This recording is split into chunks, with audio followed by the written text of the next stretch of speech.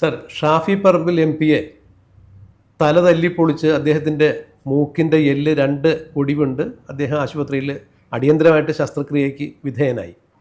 അപ്പോഴും CPM-ൻ്റെ സൈബർ ഹാൻഡിലുകൾ പറഞ്ഞിരുന്നത് കയ്യിൽ കരുതിയ ചുവന്ന മഷിക്കുപ്പിയിൽ ഉള്ള മഷി ആരോ കൊടുത്തൊരു തോർത്തിലേക്ക് ഒഴിച്ചു. ആ തോർത്ത് പല പ്രാവശ്യം മൂക്കിലൊപ്പി, ഷർട്ടിലൊപ്പി, മുണ്ടിലൊപ്പി, അങ്ങനെ അടിമുടി രക്തത്തിൽ കുളിച്ച് നിന്ന ഷാഫി പറമ്പിലിൻ്റെ ഈ നാടകം ഇനി കേരളത്തിൽ ഓടില്ല എന്നാണ് പറഞ്ഞത്. പക്ഷേ ഷാഫി പറമ്പിലിന് കോഴിക്കോട് ഒരു സ്വകാര്യ ആശുപത്രിയിൽ പ്രവേശിപ്പിച്ചപ്പോൾ അദ്ദേഹത്തിന് അടിയന്തരമായിട്ട് അവിടുത്തെ ആശുപത്രി അധികൃതരും ഡോക്ടേഴ്സും ശസ്ത്രക്രിയ നിർദ്ദേശിച്ചു. അത് ചെയ്തു. ഇപ്പോൾ കോഴിക്കോട് റൂറൽ SP ഇന്നലെ മാധ്യമങ്ങൾക്ക് മുന്നിൽ വന്നു നിന്നുകൊണ്ട് മാധ്യമങ്ങളുടെ സാന്നിധ്യത്തിൽ വടകരയിൽ ഒരു പരിപാടിയിൽ സംബന്ധിക്കുമ്പോൾ അദ്ദേഹം പറയുകയുണ്ടായി, ലാത്തി ചാർജ് അവിടെ നടന്നിട്ടില്ല. ലാത്തി ചാർജ് നടന്നിട്ടില്ല, എന്നാൽ ഷാഫി പറമ്പിൽ MP-യുടെ തലയ്ക്ക് പോലീസുകാരൻ വടികൊണ്ടടിച്ചു. ഇതിന് തെളിവുകളുണ്ട്. ഇത് ഇത്തരത്തിൽ ഒരു റൂറൽ SP പൊതുസമൂഹത്തിൽ നിന്ന് വിളിച്ചു പറയാനുള്ള കാരണം പാർലമെൻ്ററി പ്രിവിലേജ് കമ്മിറ്റിക്ക് MP എന്ന രീതിയിൽ ഷാഫി പറമ്പിൽ പരാതി കൊടുക്കും എന്ന് ഉറപ്പായി കഴിഞ്ഞപ്പോൾ ആ പരാതി പ്രകാരം MP-യുടെ ജീവന് സംരക്ഷണം കൊടുക്കേണ്ട പോലീസ് സേനയിൽപ്പെട്ട ആളുകൾ തന്നെ ഇത് ചെയ്തു എന്ന് പറയുമ്പോൾ ചുരുങ്ങിയത് നിയമവൃത്തങ്ങളുമായിട്ട് സംസാരിച്ചപ്പോൾ 7 വർഷമെങ്കിലും തീഹാർ ജയിലിൽ കിടക്കേണ്ടി വരും എന്നുള്ളതാണ് മനസ്സിലാക്കാൻ കഴിഞ്ഞത്. ഇത് തിരിച്ചറിഞ്ഞ നിയമം അത്യാവശ്യമൊക്കെ അറിയാവുന്ന ആൾ തന്നെയാണല്ലോ റൂറൽ SP. അദ്ദേഹം പരസ്യമായി തന്നെ പറയാൻ നിർബന്ധിതനായി. ലാത്തി ചാർജിന് അവിടെ കമാൻഡിങ് കൊടുത്തിട്ടില്ല, വിസിലടിച്ചിട്ടില്ല, പോലീസിന് അങ്ങനെ ഒരു ഉത്തരവ് കൊടുത്തിട്ടില്ല, ലാത്തി ചാർജ് നടന്നിട്ടില്ല. പക്ഷേ ഞങ്ങളുടെ കൂട്ടത്തിലുള്ള ഏതോ പോലീസുകാരൻ ഷാഫി പറമ്പിലിനെ പിന്നിലൂടെ വന്ന് അടിക്കുകയായിരുന്നു. ഇങ്ങനെ ഒരു സത്യം പോലീസുകാരന് തുറന്നു പറയേണ്ടി വന്നു. പോലീസുകാരൻ എന്ന് പറഞ്ഞാൽ ഉത്തരവാദിത്തപ്പെട്ട പോലീസ് ഓഫീസർ. ഇവിടെ നമ്മൾ കാണേണ്ടത് പോലീസ് സേനയ്ക്കകത്ത് പ്രകോപനപരമല്ലാത്ത രീതിയിൽ സമരം നടക്കുന്ന സമയത്ത് റൂറൽ SP സ്ഥലത്തുണ്ടായിരുന്നിട്ട് പോലും ആരാണ് ലാത്തി ചാർജിന് ഉത്തരവില്ലാതിരുന്നിട്ട് ലാത്തി ചാർജ് ചെയ്തത്? അങ്ങനെയെങ്കിൽ അതിൻ്റെ ഉത്തരവാദിത്തം സേനയിൽ ആർക്കാണ് ഉള്ളത്? ഇനിയിപ്പോൾ അത് നടന്നു എന്ന് നമ്മൾ പൊതുസമൂഹം മനസ്സിലാക്കി വീഡിയോ ഒക്കെ പുറത്തു വന്നു. അതുകൊണ്ടാണ് SP-ക്ക് പരസ്യമായിട്ട് അത് സമ്മതിക്കേണ്ടി വന്നത്.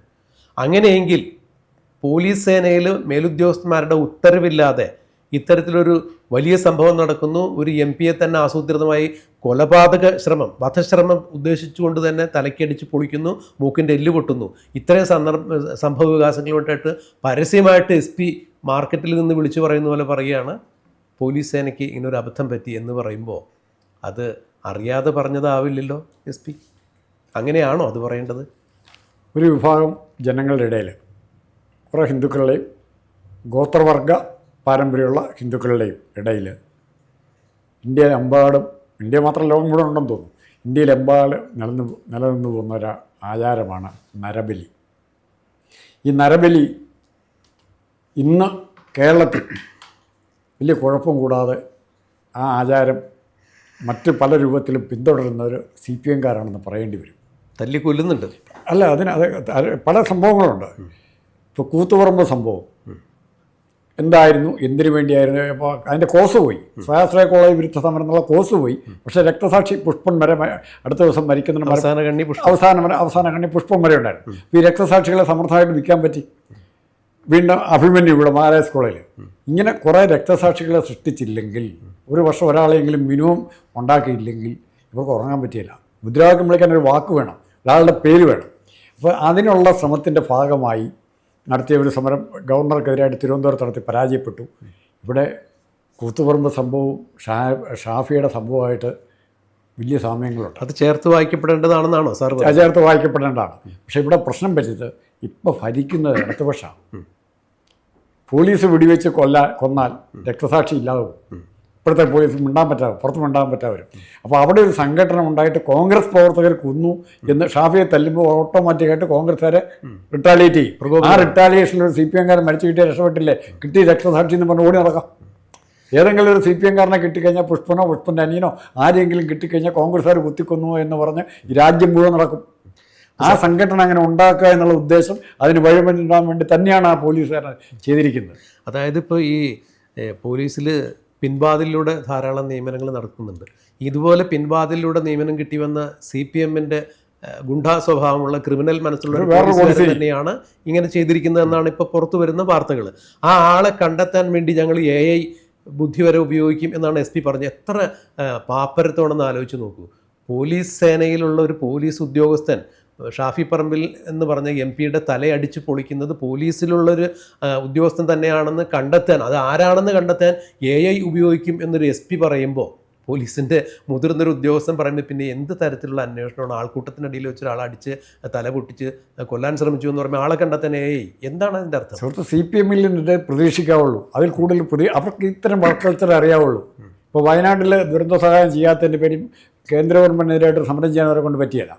പക്ഷേ ഏതെങ്കിലും കോളേജ് പ്രിൻസിപ്പൾ പെണ്ണുങ്ങളെ പ്രിൻസിപ്പളിൻ്റെ തലമുടി കുത്തി പിടിക്കാനോ ASകാർ പെണ്ണുങ്ങളുടെ നാവിക്കിട്ട് തൊഴിക്കാനോ ഉള്ള വിപ്ലവമേ ഉള്ളൂ ഇവർക്ക്.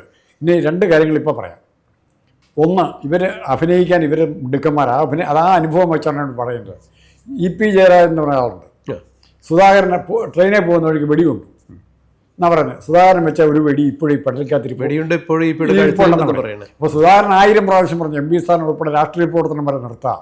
നിങ്ങൾ എവിടെയെങ്കിലും ഒരു മെഡിക്കൽ കോളേജിലോ അല്ലെങ്കിൽ കൊള്ളാവുന്ന സ്ഥലത്തോ ഒരു എക്സ്റേ എടുത്ത് ഈ വെടിയുണ്ടയുടെ സ്ഥാനം അതൊന്ന് കാണിച്ചാൽ മതി എന്ന് 10 പ്രാവശ്യം പറഞ്ഞിട്ട് ഈ മനുഷ്യന് ഒരു മടിയും കൂടാതെ പിന്നെ പറയുക. അപ്പോൾ അതിൻ്റെ അർത്ഥം ഇപ്പോൾ പിന്നെ അവസാനമായപ്പോൾ ജയരാജൻ തന്നെ മാക്കുമാറ്റി പറയുകയാണ്, ഉണ്ടായിരുന്നു, പക്ഷേ ഇപ്പോൾ അത് ശരീരത്തിൽ അലിഞ്ഞു കയറുന്ന കാണുമെന്ന്. എങ്ങനെയുണ്ട്? അതാണ് CPM. ആ കൾച്ചറാണ്. ജയശങ്കർ ചില കാര്യങ്ങൾ പറഞ്ഞു, ഓരോ കാര്യങ്ങൾ PK ശശിയുടെയൊക്കെ കാര്യങ്ങളിൽ സംഭവം നടന്നുകൊണ്ടിരിക്കുമ്പോൾ ജയശങ്കർ ഇന്നലത്തെ ചർച്ചയിൽ പറഞ്ഞു, CPM-ൻ്റെ കലാപരിപാടിയിൽപ്പെട്ടതാണിത്, ഈ അഭിനയം. ഇവരെ ഭയപ്പെടുന്നു. ആരെ? ഷാഫിയെ ഭയപ്പെടുന്നു. ഒന്നുകിൽ ഷാഫിയെ കൊല്ലാൻ പറ്റിയ പിന്നീട് രാഷ്ട്രീയ നേട്ടാവും. പക്ഷേ ഇവരാരും മറന്നിട്ടില്ല. അല്ല സാർ, ഇതിൽ സാർ പറഞ്ഞ അതേ പോയിന്റ് തന്നെയാണ്. കാരണം ഷാഫി പറമ്പിലിന് നേരെ ഇത്തരം പ്രകോപനപരമായൊരു അന്തരീക്ഷം ഉണ്ടാകുമ്പോൾ, ഷാഫി പറമ്പിലിന് അടി കിട്ടുമ്പോൾ തീർച്ചയായും കോൺഗ്രസ് പ്രവർത്തകർ പ്രതികരിക്കും. അങ്ങനെ അത് വലിയ സംഘർഷത്തിലേക്ക് മാറും. പോലീസിന് നിയന്ത്രിക്കാൻ പറ്റാതെ വരും. ആരെങ്കിലുമൊക്കെ അവിടെ ഒരു പക്ഷേ രക്തസാക്ഷിയായി മാറും. ഇത് വളരെ ബോധപൂർവം ആസൂത്രിതമായി നടത്തിയ ഒരു കാര്യം തന്നെ.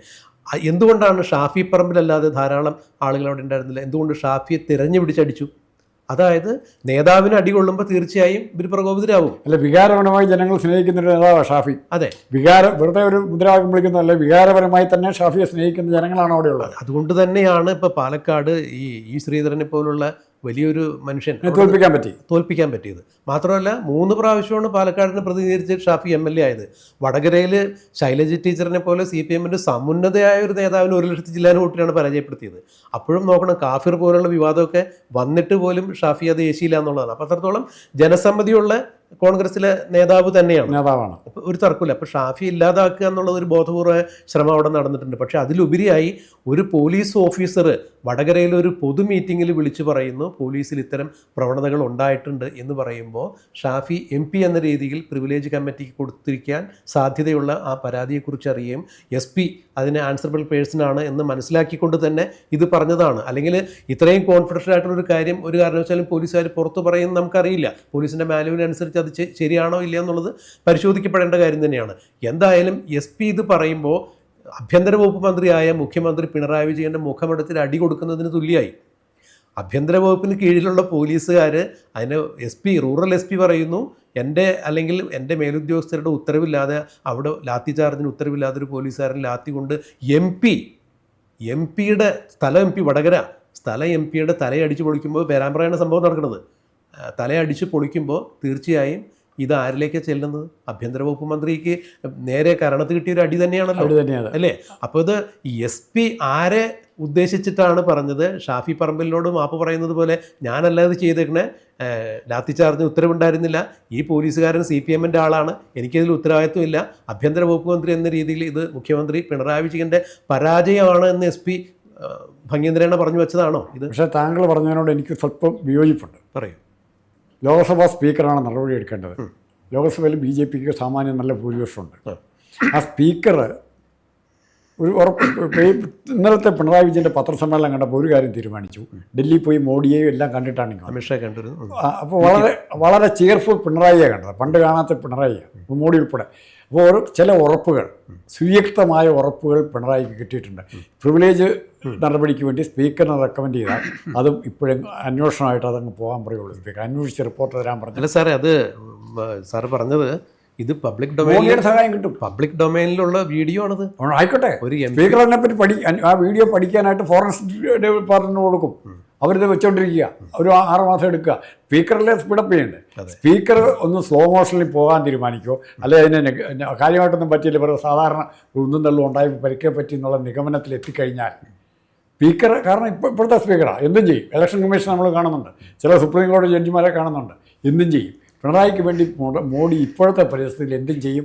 അങ്ങനെ പ്രിവിലേജ് കമ്മിറ്റി എന്നൊന്നും പറഞ്ഞ് പിണറായിയെ പേടിപ്പിക്കാൻ ആരും വിചാരിക്കരുത്. അതായത് 2026 നിയമസഭാ തെരഞ്ഞെടുപ്പിൽ ചുരുങ്ങിയത് ഒരു 5 സീറ്റെങ്കിലും വാഗ്ദാനം ചെയ്ത് പിണറായി വിജയൻ ഇതെല്ലാം സെറ്റപ്പ് ചെയ്തിട്ടുണ്ടെന്നാണോ സാർ പറഞ്ഞത്? ആ സെറ്റപ്പ് ഉണ്ടെങ്കിൽ അവിടെയാണ് BJPക്കും CPM-നും മാറ്റാൻ പോകുന്ന ഏറ്റവും വലിയ മണ്ടത്തരം. പ്രത്യേകിച്ചും CPM-ന് അങ്ങനെ ഒരു സെറ്റപ്പിൽ അഡ്ജസ്റ്റ്മെൻറ്റിലേക്ക് പോയി കഴിഞ്ഞാൽ ഇവിടെ എൻ്റെ കണക്കുകൂട്ടൽ CPM ഈ അഡ്ജസ്റ്റ്മെൻറ്റ് ശരിയാണെന്നുണ്ടെങ്കിൽ CPM 3-ാം സ്ഥാനത്തേക്ക് പോകും.